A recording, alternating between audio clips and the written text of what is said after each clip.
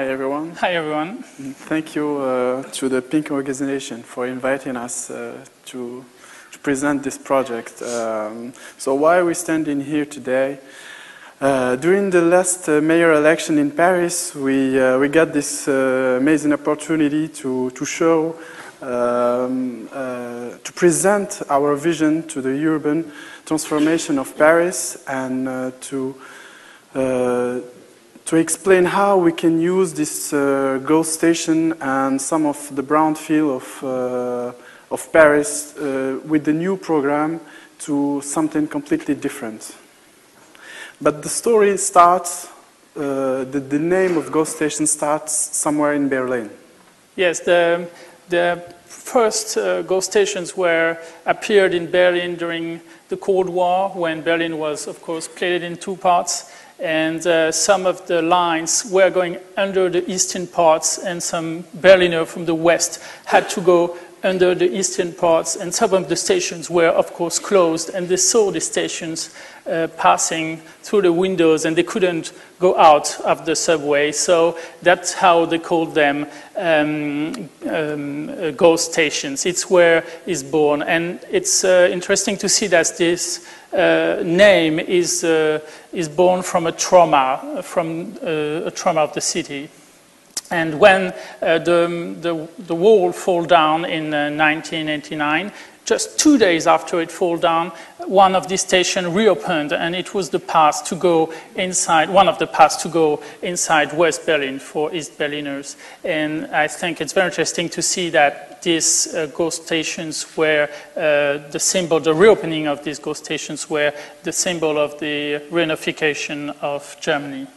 So before talking about the ghost station, we would like to show you some of our projects where we used to same way conceptually transform an existing structure with a new program. So here it's a project in Calabria in Italy. This is an existing bridge that was meant to be destroyed, but what we propose is to change it to somehow an inhabited bridge, something that people can use, and it's somehow, the idea is to create an inverted high-rise. We can come from up and use the pile to make some housing, to make some different programs. So basically we just use the existing structure with a new program, and here's some view that probably we can have just looking toward so it's a great location. There is 12 of these bridges in Calabria, so the idea is transforming all of them with the housing. So we imagine that people would really love to live in the pile of these bridges just to enjoy the view.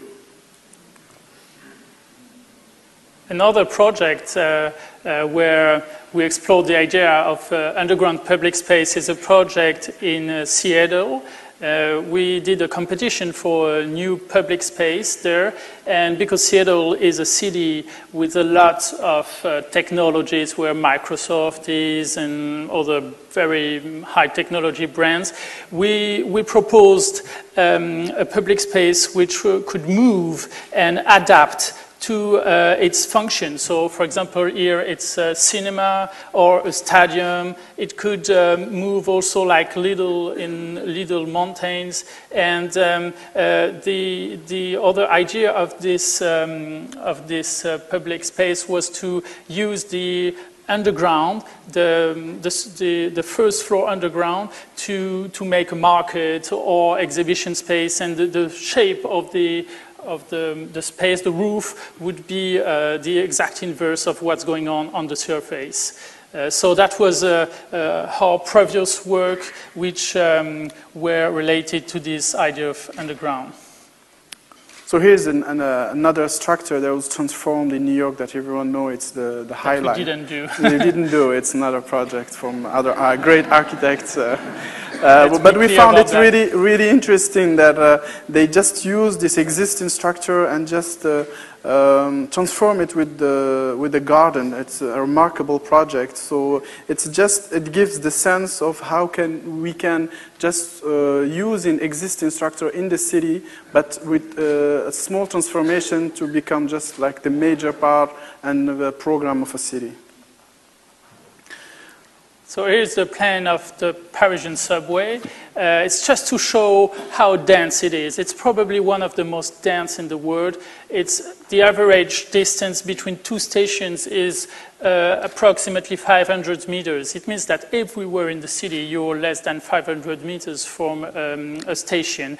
And that explains that some of these stations were closed because they were too close each to one another. And the interesting thing is that some of these stations were closed during the Second World War in 1939. So it's like in Berlin, it's because of the trauma that some of these stations were closed. And they were, of course, reopened in the 50s, 60s, but some of them remain closed. And so there are still 12 of them in the underground of Paris, which are not used for public. So here are some views of the Parisian subway. I guess a lot of you know this place. For Parisians, it's usually people speak about the subway in a wrong way. Parisians suffer a bit of it. They think it's very crowded, very noisy, even if it's beautiful, like the tiles are very old. It's a very old subway. And but ask to Parisian if he likes the subway, and they would all say, oh, no, it's terrible. Yes, it's some examples of the ambience and the sound in these stations.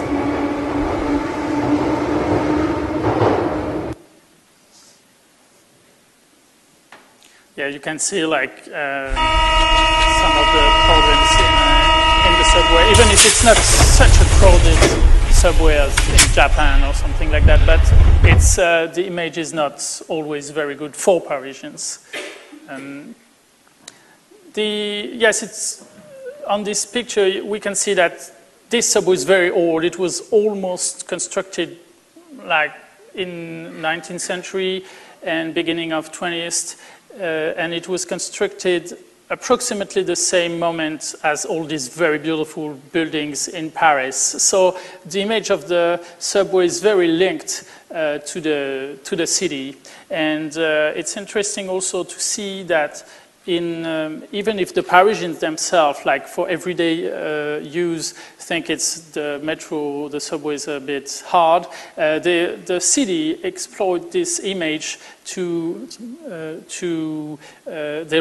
there is a station which is just devoted to filmmakers, so they can rent this station to be in the movies, and City Hall does that, of course, for money, but also to make an advertisement for Paris through the movies from everywhere in the world. So here in this map of Paris, we can see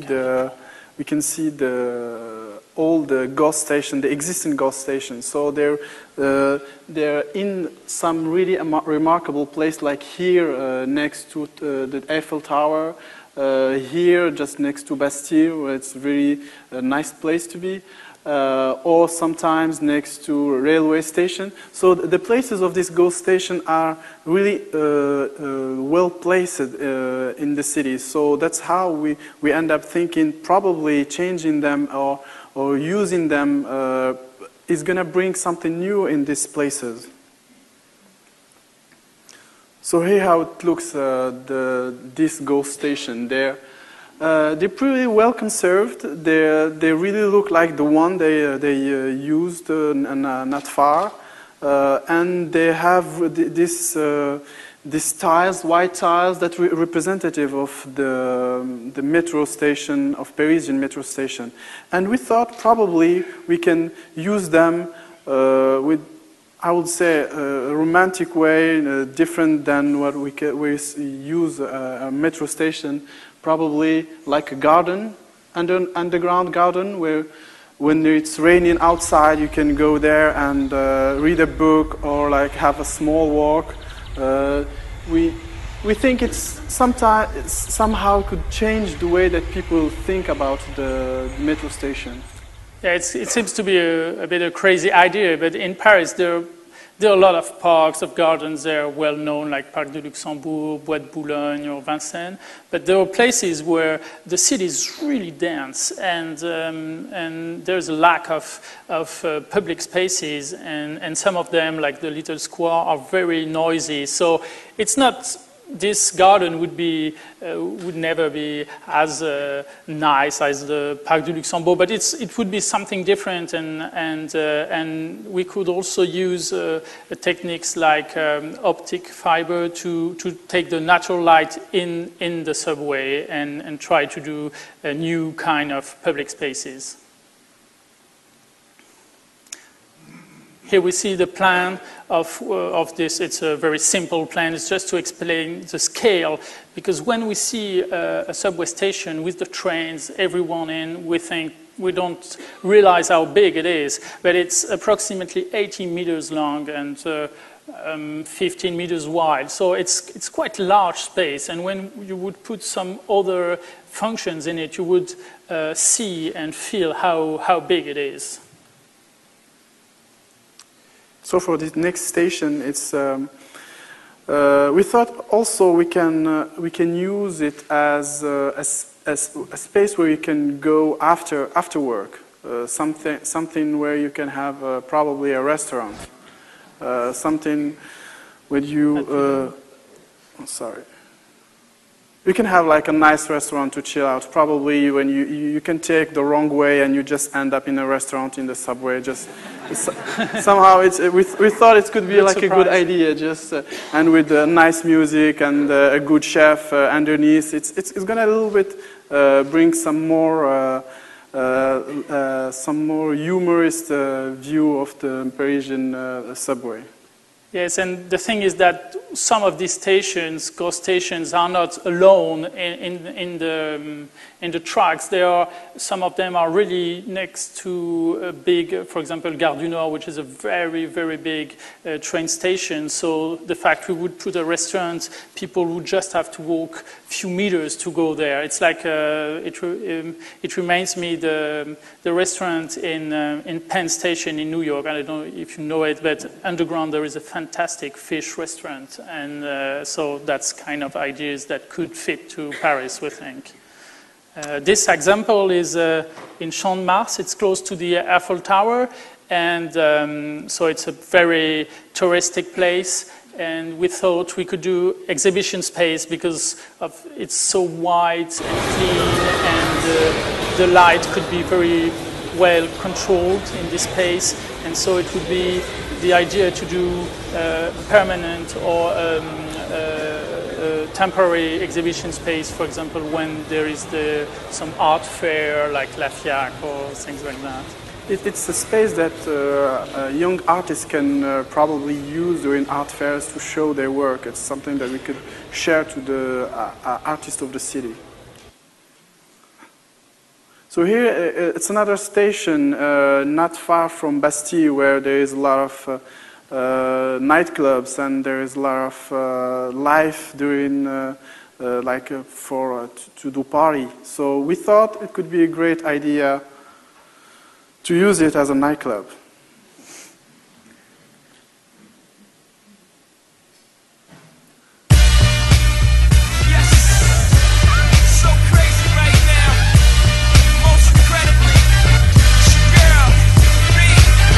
The sound will be great in the metro station.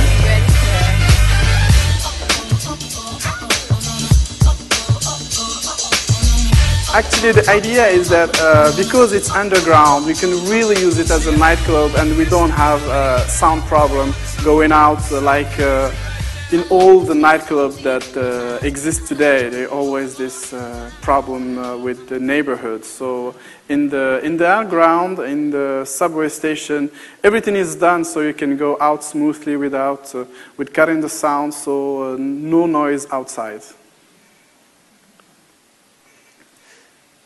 So there are still two examples. One is in a station called Croix-Rouge, and the idea is to do here a theater. It's kind of exercise we did with Manal to think that we could use one of the stations to put something that could not fit in normally because it's very long and that's very bad shape for theater. But we thought it could be the occasion eventually to for artists to express their art differently and to be very close to the public. So yes, it's different ambience, and we did very different examples to show the possibilities of this renovation of these stations.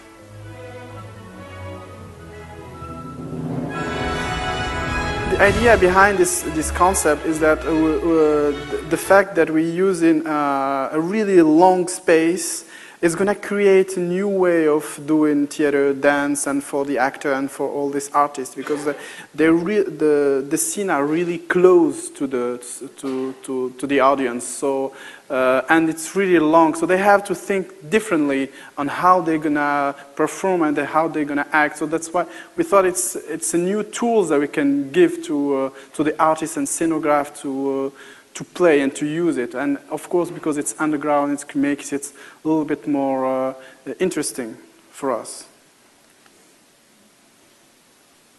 So here's the last proposition. It's the most crazy one. It's it's the most funny and most the crazy one. We like it because it's really easy to do, but conceptually it's more dramatic because we just want to fill out the rail track and with water, and probably it become the most cool pool ever. Yeah, the interesting thing about this proposition is that the natural shape of the station is kept because of where the rail tracks are. We could put the water. I mean, we should have to do some interventions, of course, but it's interesting to use it as it is, and not to fill the ground and the rail tracks, which was the case in the other propositions.